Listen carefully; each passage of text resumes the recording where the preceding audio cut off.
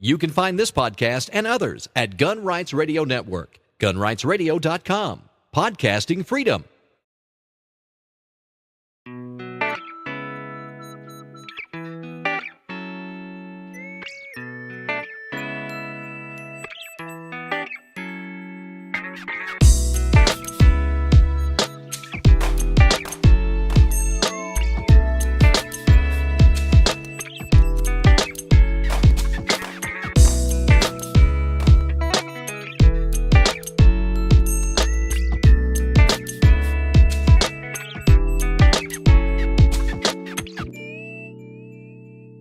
Hello and welcome to episode 22 of Shooting the Breeze, the formal gun podcast of WaltInPA.com. I am Walt White, and as you heard from the bumper at the beginning of this podcast, I am a proud new member of the Gun Rights Radio Network. If you're a listener and have been listening to me for the past 21 episodes, and you aren't familiar with the network, it's pretty simple. It is a collection of podcasters that focus on the topic of guns. Each show does their own thing. You've got some guys that do sort of a mixed bag, some guys that focus on reloading, you've got other guys that focus on competitive shooting and things like that. And so you've got this core subject matter, and you've got all these podcasters that do their own thing, breaking off of the core. It makes for a very active community and a very broad community. There is tremendous information out there, and I'm really happy to be a part of the network. If you are new to the show, you're coming here from the network, I suppose I should introduce myself. As I mentioned in the beginning of the episode, I am Walt White. I live in Berks County, Pennsylvania. I have been licensed to carry a firearm. We have an LTCF, license to carry firearms, instead of a CCW permit here. And I've been licensed for roughly 4 years now. I've been shooting for probably five and a half. And for a long time, I've just been really happy with standing on the 10-yard line or the 15-yard line at the range and just plinking away at paper. And up until, I don't know, maybe a year and a half ago, I was really content with that. And then, stumbling around on YouTube, I came across the wonderful world of USPSA shooting. Actually, USPSA and IDPA. And I spent probably a good season here in Pennsylvania trying to find a friend to go with me so that I could get into the sport and give it a try. And it wasn't until July, this past July, that I went to my first match by myself, kind of frustrated that I couldn't talk a friend into going with me, and I've been shooting ever since. I've shot 5 matches. I absolutely love it, and I can't wait till next season rolls around. I'm not a professional firearms anything, so everything you hear on this podcast is just going to be my opinion. So take that for what it's worth. As a day job, I am an architectural draftsman. I get paid to draw lines on a computer screen, more or less. I work for a company that does manufacturing of architectural millwork, mostly custom architectural millwork, and that keeps me busy by day. Kind of by night, if you will. I am a cigar reviewer over at Stogie Review, and this is another one of my passions. I love cigars, and guns have been tremendously fun and important to me over the past few years, and this podcast came about after finding the Gun Rights Radio Network and seeing how much fun everyone was having. I sort of transitioned from what I've learned from Stogie Review, where we have been doing video podcasts or video reviews for roughly 5 years now, I suppose, 5 or 6 years. And I just applied the gun moniker to it. I thought, how hard could it be? It's a cigar review based on guns, and you just stretch it out a bit.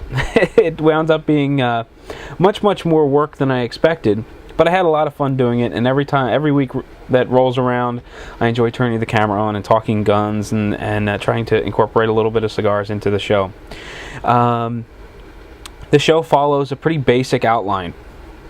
In the beginning of every show, you'll get this. It's just basic banter on anything that kind of crosses my mind. I try to keep it kind of short and sweet. From there, we'll roll into news. Generally, I'll do 3 pieces of news. I'll read the entire article to you. I'll give you my opinion on it. And from there, we roll into featured content, which is basically information or blog posts or podcasts that I came across on the web, mainly through Google Reader and all of the stuff that I'm subscribed to. And I just kind of pitch it to the audience. Here, I found this really interesting. Here's a little summary of what I read. Here's what I think about it. Go check it out for yourself. And that is basically the gist of it. Once that is complete, I'll do a cigar and drink pairing. After that, we'll get rolling into what I'm calling kind of the feature discussion topic of the episode, which is something that I've had on my mind lately, or something that I thought was interesting, and I can talk about for 10-15 minutes. Generally, the show runs between 45 minutes to an hour. However, depending on how much news has come across my Google Alert and Google RSS feeds, sometimes I'll skip around and do 3 pieces of news. Sometimes I'll do 2 pieces of news. I just kind of try to make it work. Same thing with featured content. This week, the news has been tremendously full. I mean, I have more than enough news to get by for this episode. Actually, I have more than enough interesting news to get by this episode and next week's episode. However, because of the holidays, we're just getting past the holidays, featured content has been a little tough. I managed to scrounge up 3 pieces of featured content, but that's just how it worked this week. So figure on 45 minutes to an hour is what I shoot for. The longest show that I've run so far, I think, has been about an hour and 20 minutes. So with all that this howdy do banter completed, let's get rolling into the news and get this thing underway. First up in the news this week, I have an article from CBS entitled "More and More Women Embracing Gun Ownership." Now, this particular news piece came across Google Reader via my Google News alert setup at least a dozen times. However, the hat tip on this one should probably go towards Julie Golub. I like her on Facebook and I follow her on Twitter. And I happened to see her post this particular news article before everyone else on Facebook, so I clicked through, I checked it out. There's a video associated with it. If I can embed it into the show notes, I will. And I thought it was pretty interesting. In addition to this video, there's also a written news report, and that's what I'm going to read for you today.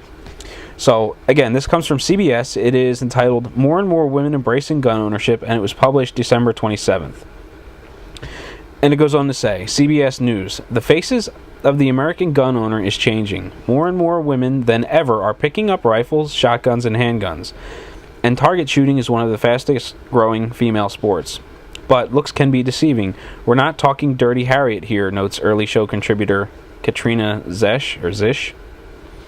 Female participation in target shooting in the U.S. has nearly doubled in the last decade, growing to nearly 5 million women since 2001. Pistol shooting mamas and rifle-wielding yoga instructors may not be the type of woman who comes to mind when you hear about female shooters, but they're dominating the sport. They say they shoot not only for self-protection, but because it relieves stress, helps them find peace and concentration, and feel feminine.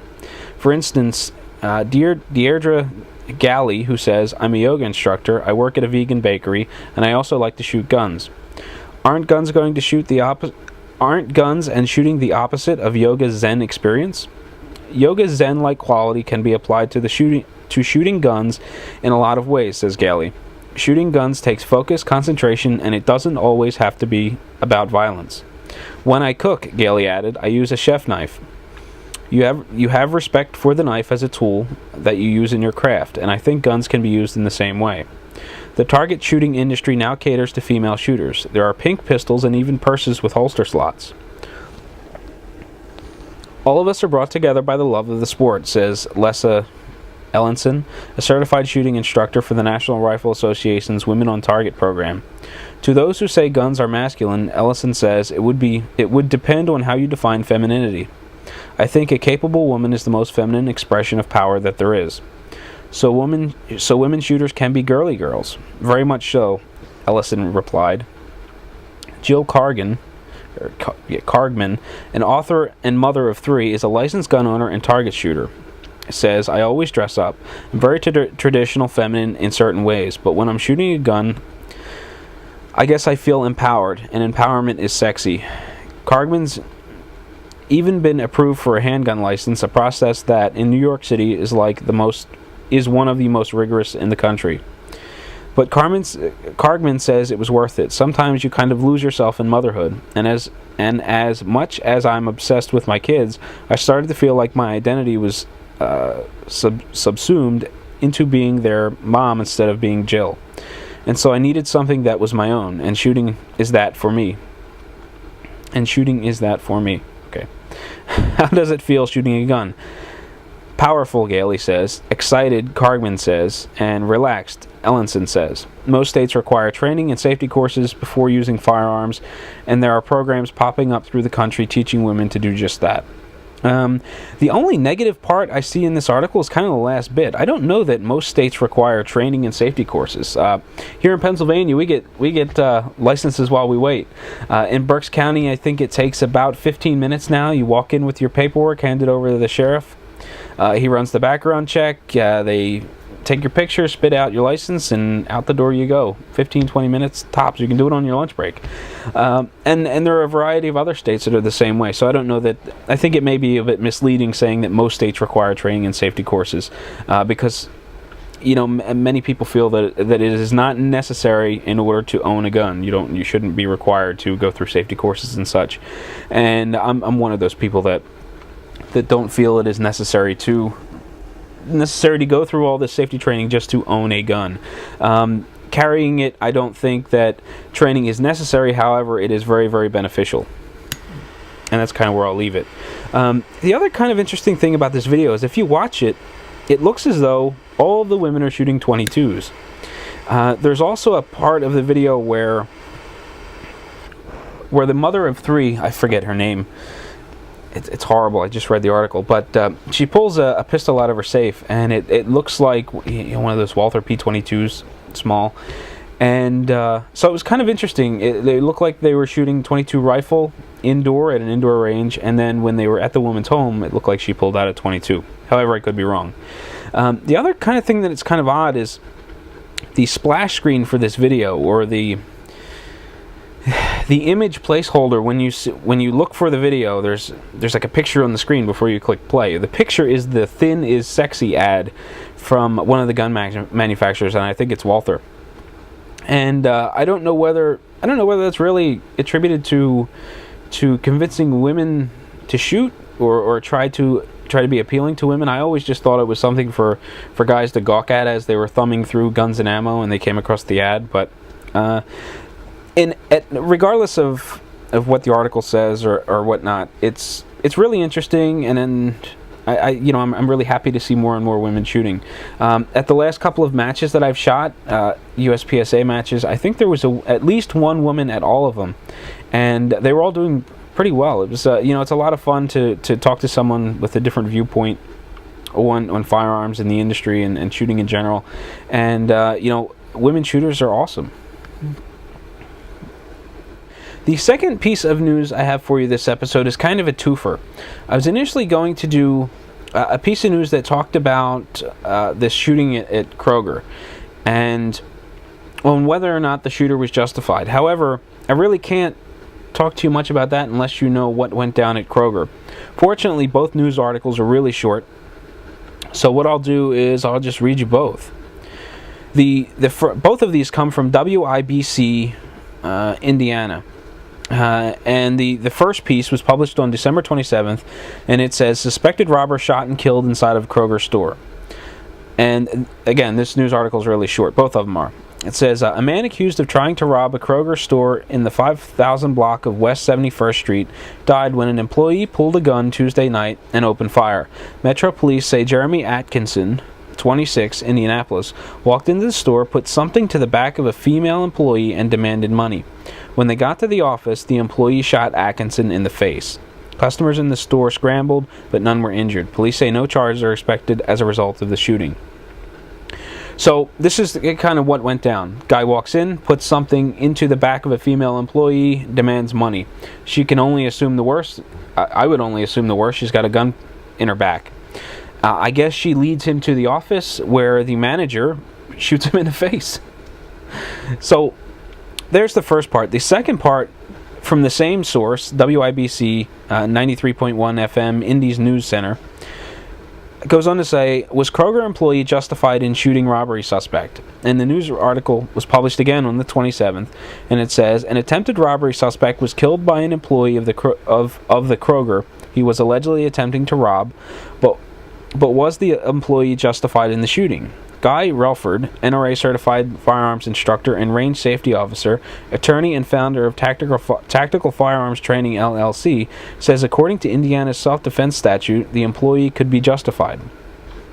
Quote, a person is justified in using force, including deadly force, if they are reasonably believe that force is necessary either to prevent serious bodily injury or to prevent the commission of what's called a forcible felony, and robbery is clearly a forcible felony, unquote, Relford said.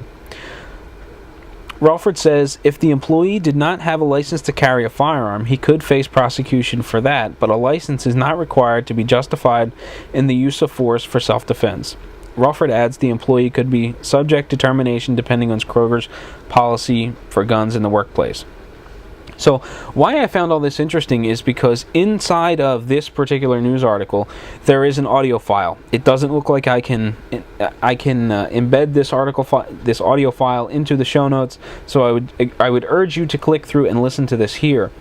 It is Relford explaining the situation. It's about 3.5 minutes long, and it's pretty interesting. He talks about the law and why he feels as though the shooter may be justified. Actually, he leans far to the shooter was justified.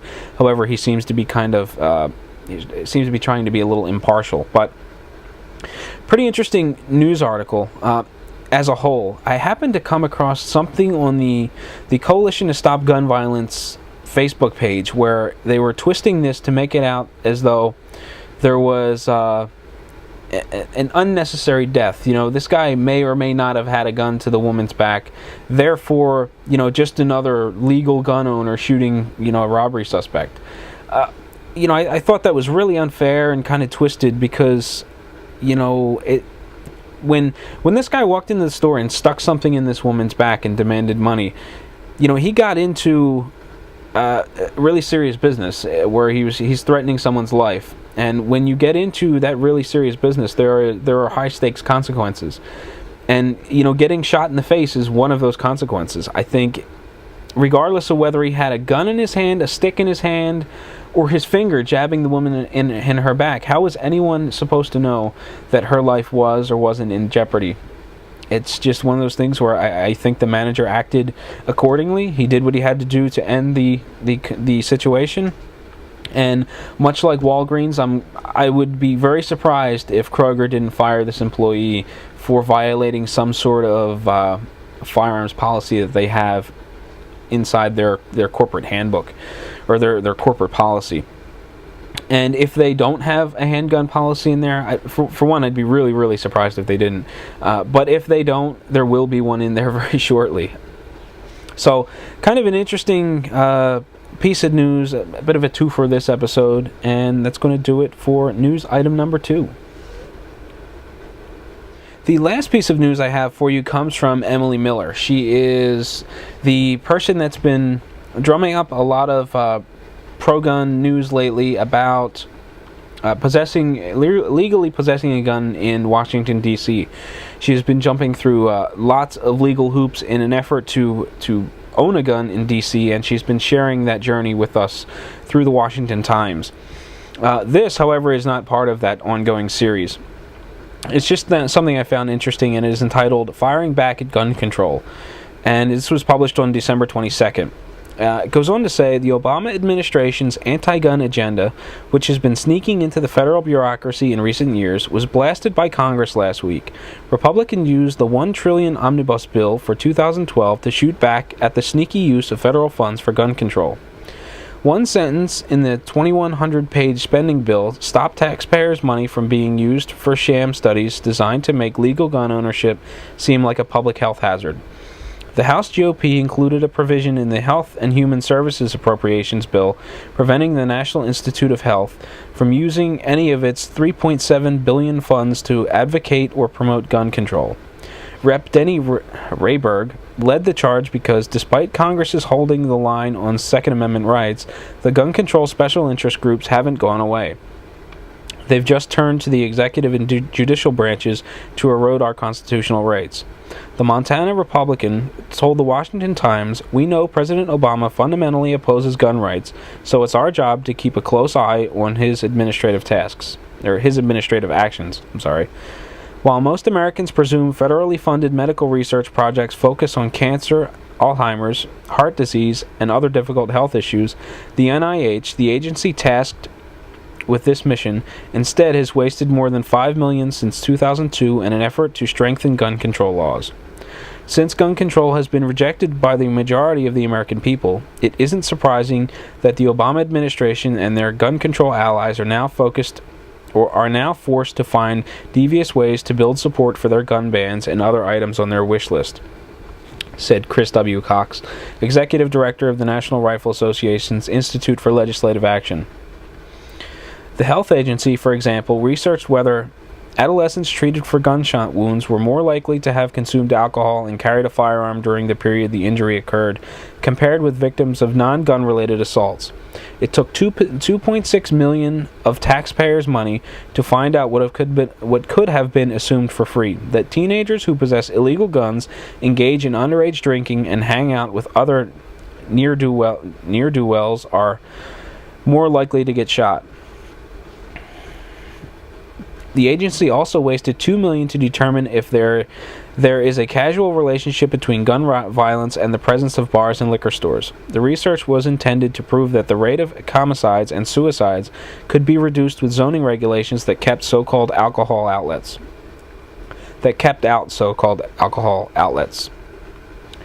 Another study spent $36,000 to try to prove that a home without firearms was essential to a child's safety and well-being. They spent tens of thousands of dollars singling out the downside of gun owners as a part of their effort. Mr. Rayberg explains, "I haven't been able to find a balanced study about the upside of gun ownership, of keeping my family safe." Mr. Obama's anti-gun beliefs have sparked a steady increase in firearm sales since he took office. Better buy it now while I can, millions are thinking. Americans who report having a gun in the home in the past year have risen from 41% to 47%, the highest ever recorded according to Gallup. The feds, however, still have their sights on gun ownership. Thankfully, Congress has stopped the Obama administration from barreling ahead with its efforts to put a trigger lock on the will of the American people. So this is obviously an opinion piece, but I thought it was really interesting nonetheless. I'm not familiar with the Washington Times in the grand scheme of things. I know it because Emily Miller's been doing a lot of pro-gun stuff through it, but I was really surprised to see just how pro-gun the Washington Times seems to be as of late. Again, I don't know much about it, so they could have been they could have had this stance for a very long time, or this just could be this one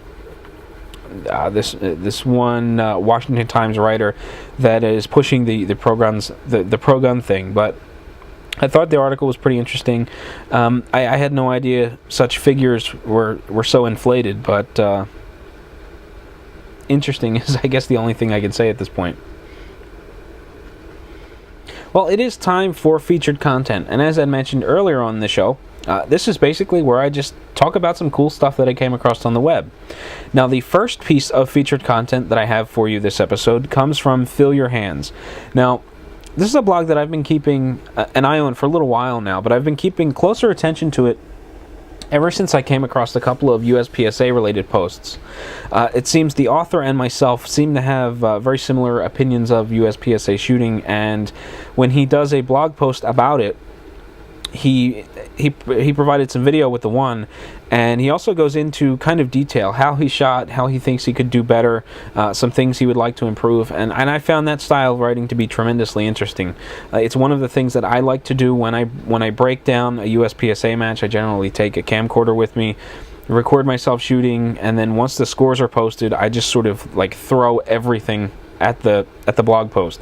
I've got video of me shooting, I've got scores, I've got opinions on each stage on how I thought I shot, how I think I can do better, things like that. And Fill Your Hands was one of the very few other blogs that I saw that seemed to do a very similar thing.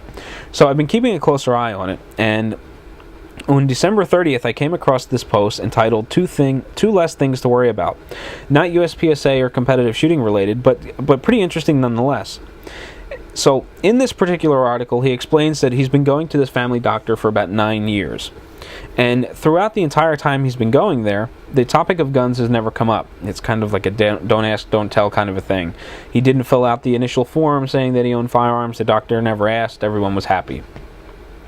But he was kind of curious on whether or not how his doctor felt about firearms. So while he was there for a regular checkup, he asked the doctor to do some blood lead level tests. Is that the right way? Is that proper? Or is that what he said? Basically, he wanted the doctor to test to make sure that his lead levels were okay, because every now and again he does some indoor shooting, and it was kind of an interesting way to break the ice with his doctor to see whether or not he was into firearms. And of course the doctor kind of took the question by the reins, and, well, why do you want to have blood testing done? Oh, I shoot a little bit indoors and I want to make sure everything's okay. The doctor says, oh, I have a gun too, and it sparks some discussion. And at the end of the story, his lead levels are fine, everything worked out. His doctor has an interest in firearms, and there's kind of no harm, no foul kind of a thing. I thought it was kind of a fun, interesting, pretty cool read.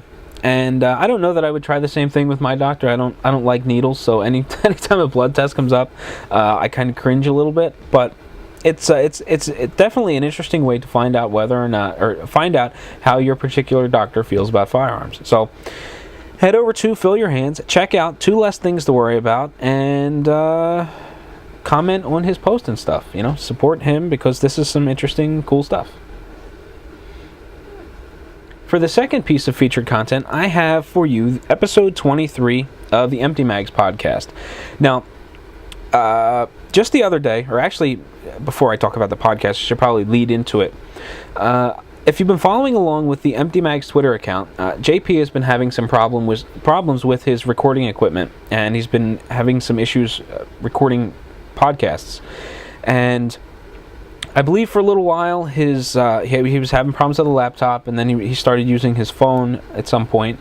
Or I don't remember whether it was his phone first and then his laptop, or his laptop was giving him problems and then he had problems with his phone. But regardless, he started having some problems, and there was a bit of a lull between releases of podcasts. And as an early Christmas gift, he received an HD camcorder. And in an effort to get another podcast out, he decided to do a video podcast and do a product review.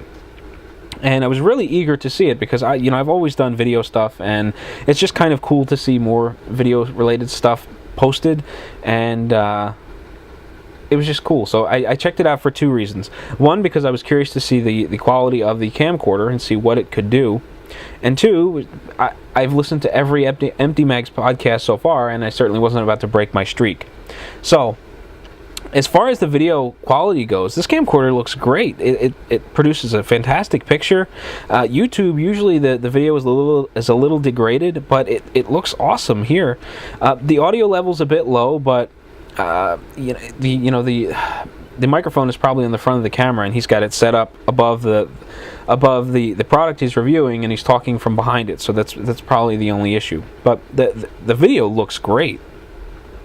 The product that he's reviewing is the LZ ZFL-M60 weapon light, and in addition to that, he also talks about the Zorm rail mount, and it's pretty interesting. I'm not really a rifle guy. I mean, I enjoy shooting rifles, but I only own an SKS, and it's a long way from ever needing a weapon light. I think the last time I even had it out was probably a year and a half ago.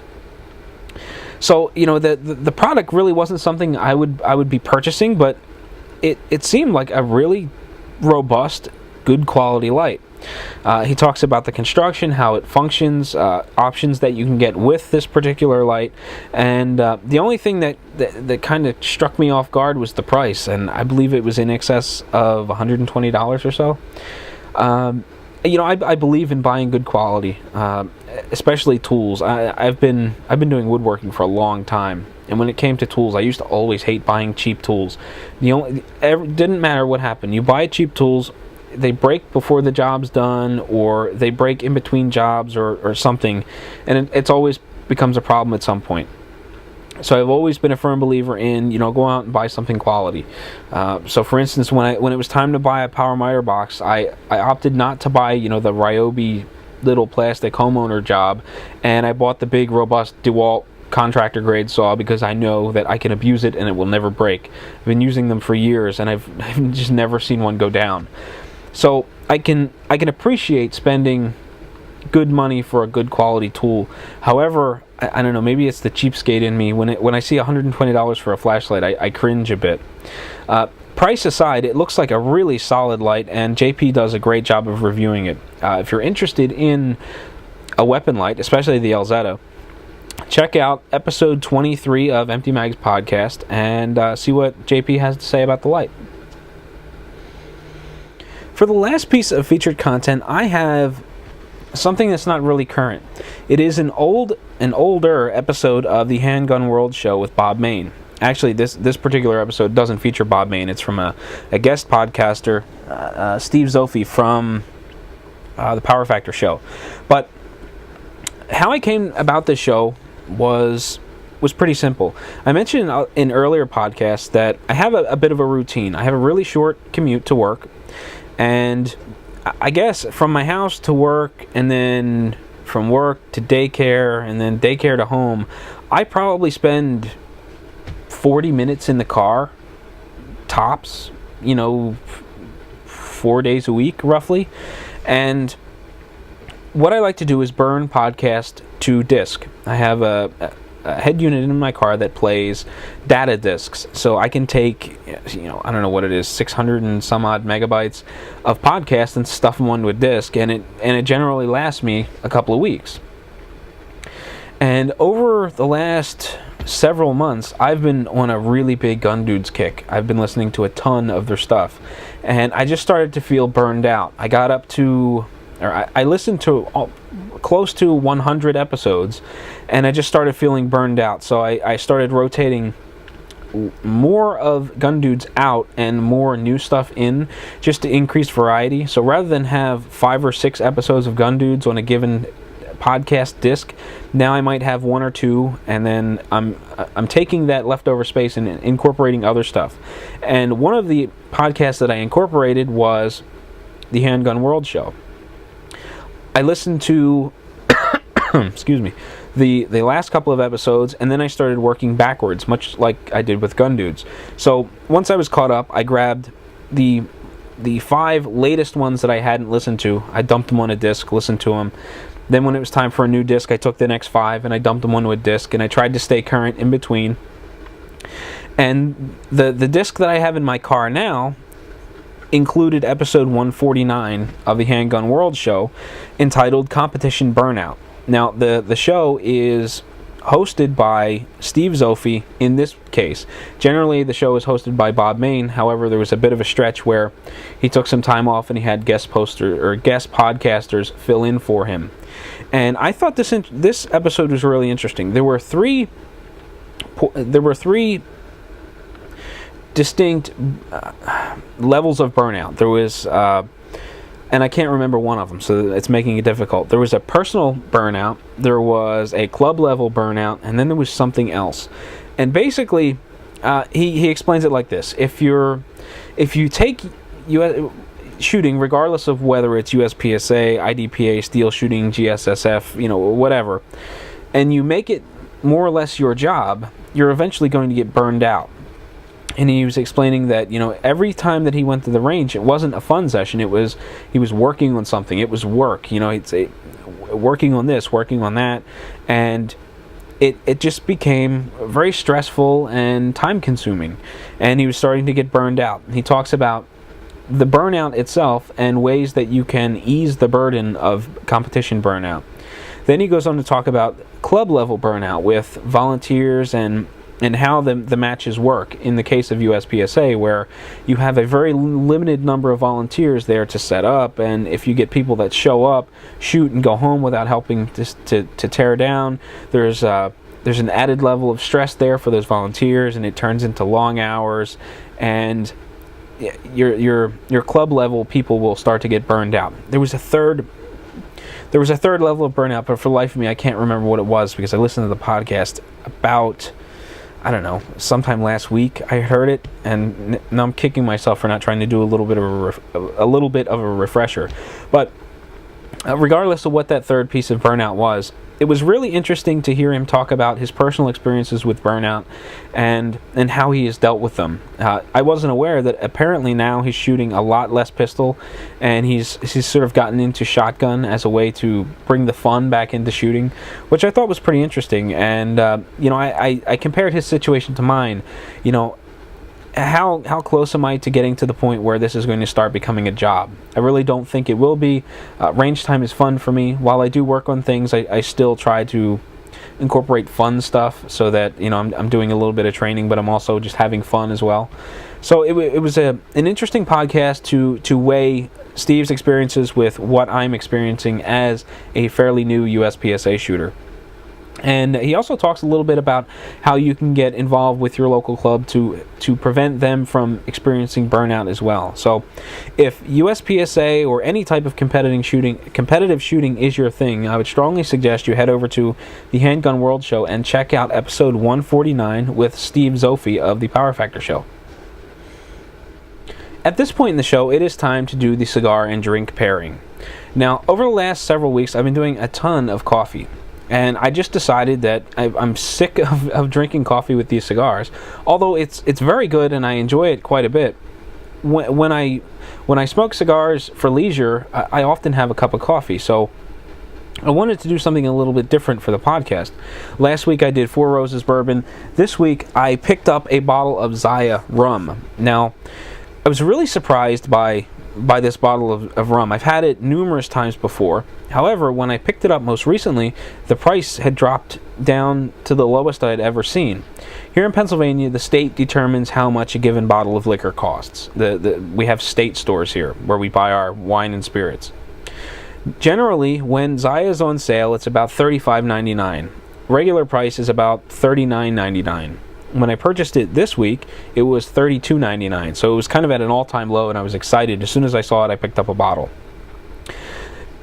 Now, I don't know for certain if this story is true. However, the way it was told to me, there was a brand owner who wanted to create a rum. They took this idea to the Zacapa distillery and said, this is what we want you to produce for us.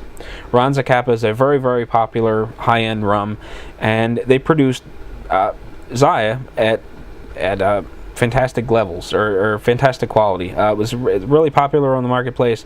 However, it never was or is as popular as Zacapa, as far as I know, or as far as I'm concerned. It's not as popular. The rum was initially made in Guatemala, and over time, Zacapa just kind of had enough. They said, okay, I don't know whether it's because it was getting really popular and it was becoming competition with Zacapa, but for whatever reason, Zacapa says, okay, we're not doing Zaya anymore. You're kind of on your own. So Zaya uproots and they find a new place of manufacture, and they settled in Trinidad. I don't know who's making it, but the Zaya that I'm drinking now is a bit different from the original Zaya packaging. The packaging is more or less the same, only now it says Trinidad instead of Guatemala. But it tastes a little bit different. You've got different water sources and things like that, and different manufacturer. So the rum tastes a little bit different. And there's a big debate, which is better, the old Guatemala or the new Trinidad? I've had both. Personally, I think the new Trinidad is better than the old Guatemala, but it's kind of beside the point. The rum is really sweet. It's really smooth, and it goes great with a spicy cigar. I love this stuff with the Oliva Serie V, the CAO cigars La Traviata. The spicy notes in the cigar just work wonderfully with the sweetness and the little bit of bite that the rum has. So what I'm drinking is just a little Zaya on the rocks. Some people say that's sacrilege, you should be drinking it neat, but when it comes to Zaya and generally sweet alcoholic beverages, I like them chilled. And in this case, as the ice melts and waters down the liquor a little bit, I kind of prefer the way it tastes. I think it's similar to adding a teaspoonful of water to a glass of scotch. I think it opens it up a little bit, and I just prefer the way Zaya tastes with a bit of water in it as well. So there is your drink pairing, your drink portion of the pairing. The cigar that I'm smoking this episode is one that is new to me and is fairly new to the market. It is the Alec Bradley Black Market. Alec Bradley is owned by Alan Rubin. And every year, Alan Rubin goes to the IPCPR trade show and he releases just an abundance of stuff. He's one of the few manufacturers that show up and just throw tons of stuff at you. And I didn't make it to the trade show this year, so I didn't get to see all of what he released. However, the Black Market was one of his releases. He usually does really, really well at these IPCPR trade shows, and something becomes very, very popular. In this case, the Black Market has been getting high acclaim.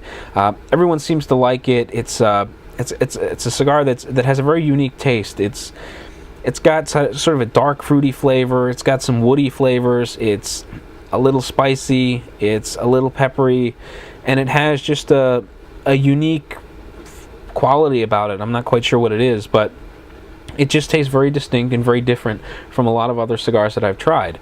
Now, pairing it with the sweeter rum is kind of interesting.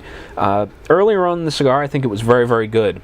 The flavors balanced out really well. There was a little bit of a spicy component in the cigar that worked great with the Zaya.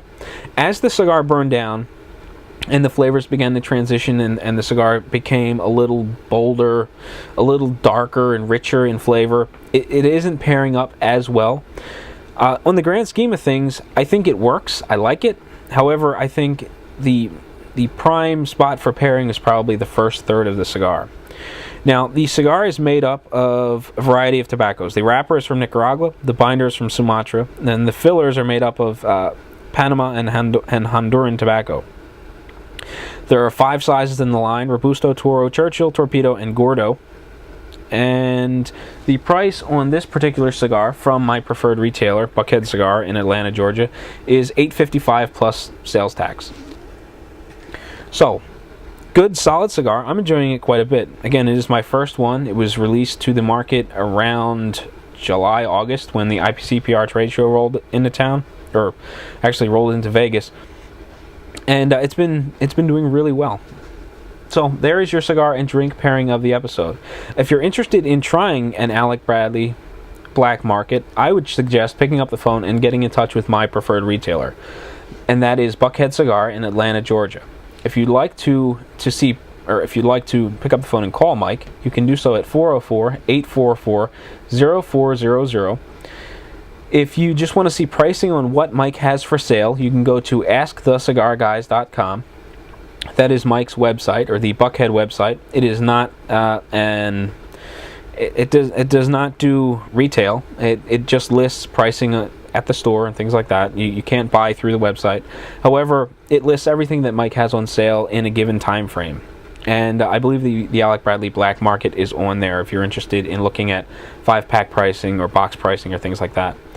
If you just want to shoot Mike a message to find out about his store, his product, or just sort of drop him a line, you can do so on Twitter at Buckhead Cigar, and he's also on Facebook and Google Plus as Buckhead Cigar. So, that about does it for the cigar and drink pairing of the episode.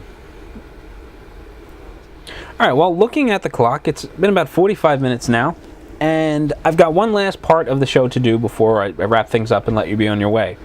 And that is the discussion portion of the podcast. And the discussion portion here is going to be more or less my complete indecisiveness on a particular gun. Several years ago, when I purchased my first pistol, I walked into a gun shop owned by a friend of a friend, and he gave me a deal on a pistol. I don't know whether or not it was a good deal or it was a bad deal. Regardless, I walked out of the store with a brand new Beretta Model 70S in 380, and I really loved the gun. It was kind of big and kind of bulky, and it was like carrying a brick around on your hip. It hurt to sit in the car for an extended period of time. Because it was manufactured sometime in the 70s, I believe. I believe it was manufactured in the 70s based on the serial number. But because it was manufactured so long ago, there isn't a holster that's really made for it. So you go out, you buy one of these generic padded holsters that have this little belt loop on them that hook onto your belt, and you stuff them down inside the waistband. And as you're walking around doing whatever, you're at the grocery store, walking around, you're outside, you're moving, regardless of where you are, this thing slowly rides up out of your hip, and it just became a bit of a problem. Now, as time went on, I decided that I needed something better, and I purchased a Springfield XD subcompact and replaced the Beretta 70S as a carry gun. And the Beretta Model 70S got stuck in a safe place and was just kind of left to collect dust.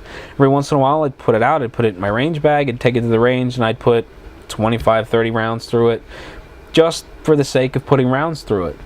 Shooting 380 is kind of expensive, so it's a gun that doesn't see a lot of range time and hasn't ever since I picked up the Springfield XD. So I've been thinking, do I want to get rid of the gun? It has a little bit of sentimental value. It was my first pistol. It's accurate. It shoots well. It's not really comfortable to shoot. However, it shoots accurately and well. And I'm debating. Do I want to get rid of the gun and use the funds that I would make on selling the gun to purchase something that I would use more often? And at this point in time, I'm looking very hard at a Glock 17 for competitive shooting use. But I'm debating. It's kind of like the angel and devil thing. I've got one sitting over here saying, you don't really use it, you should sell it, and someone that would appreciate it, could use it a lot more often. And then on the other side, I've got the devil saying, Walt, you're an idiot. Hoard the gun, keep it, don't get rid of it. So I was really at a crossroads. I didn't know what to do, and even right now, I still don't know what I'm going to do with the gun. It is a single action gun. It's clear. There's no magazine in it.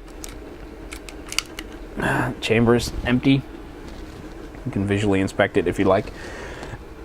And it's not a really beautiful looking gun. It's blued. It's got plastic grips.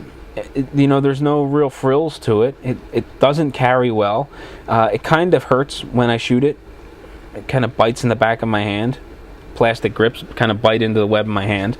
But for whatever reason, I don't know what I want to do with it. I don't really want to get rid of it. At the same time, I don't really want to keep it either. I don't have a magazine in it. The hammer is locked back, but there's a magazine disconnect, so my only option is just to kind of put it away as is until I can partially insert a magazine to drop the hammer. So that's what I'm going to do for the sake of the camera at this point.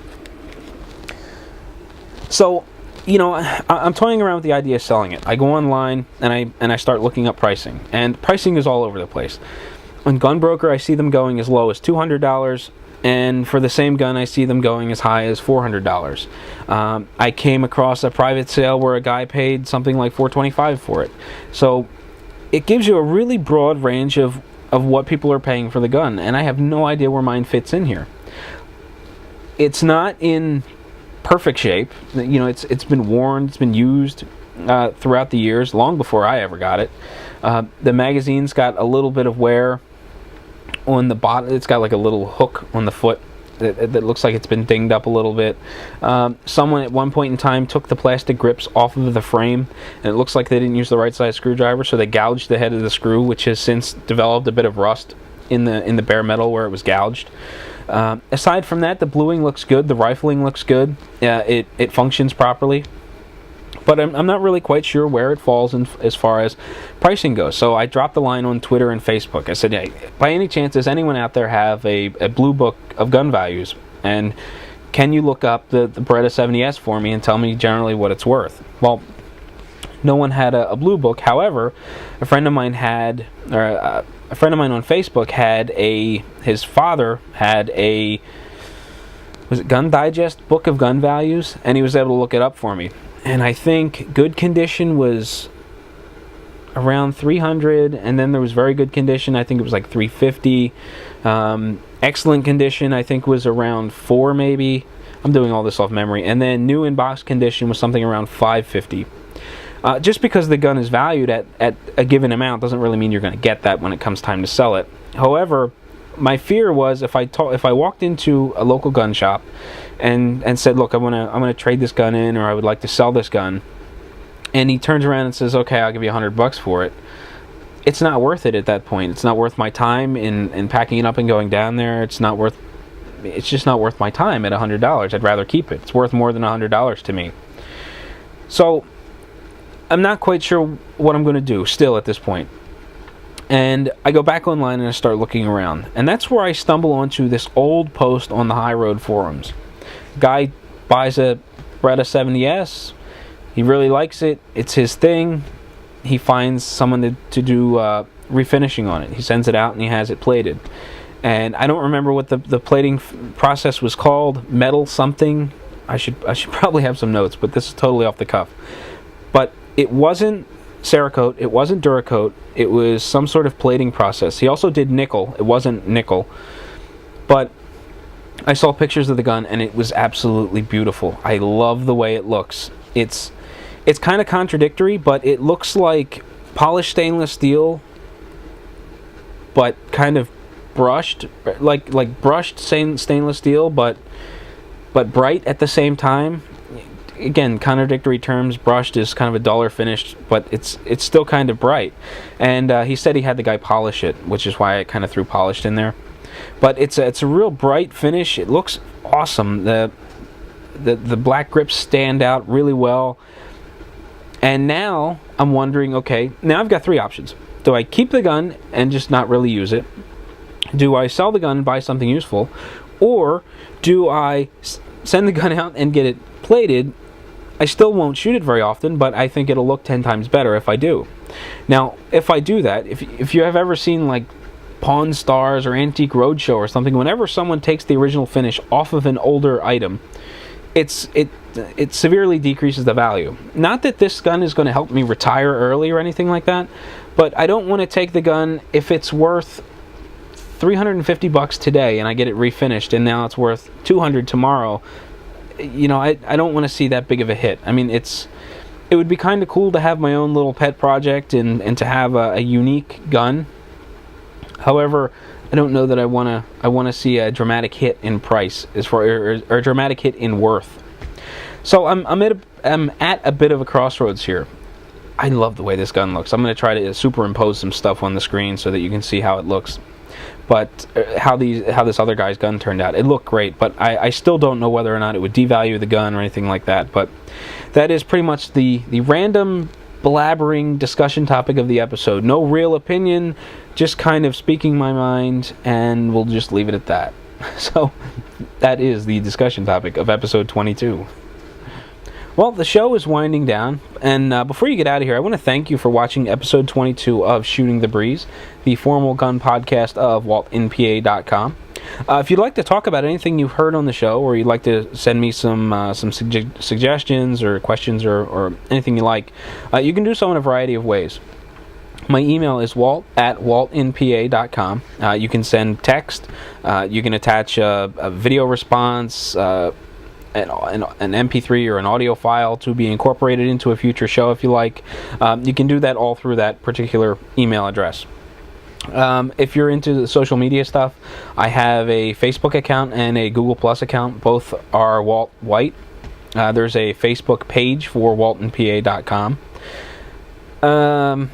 I'm also on the Gun Rights Radio Network forum. Now that I'm part of the network, I have a shiny new section for Shooting the Breeze podcast. Please feel free to use that forum to discuss the episode or anything you would like to see, changed or incorporated into it or whatever you'd like. And again, I want to thank you for watching Shooting the Breeze episode 22. Kind of bumbling around here. It's odd. I've done 22 episodes. I'm really comfortable with talking to the camera. It's really not a big deal. This is totally off the cuff, so there's a lot of ums and ahs, and it's not completely structured. But I guess there's a little bit of added nervousness at the fact that that now that I'm with the Gun Rights Radio Network, there's the potential for a much larger viewing audience. So I don't know. Please excuse the minor nerve issues here. But again, thank you for watching the podcast, and until next week, until next week. Anyway, I will catch you next week, so see you later. Man, that ending was really, really bad. I will catch you next week. Ugh.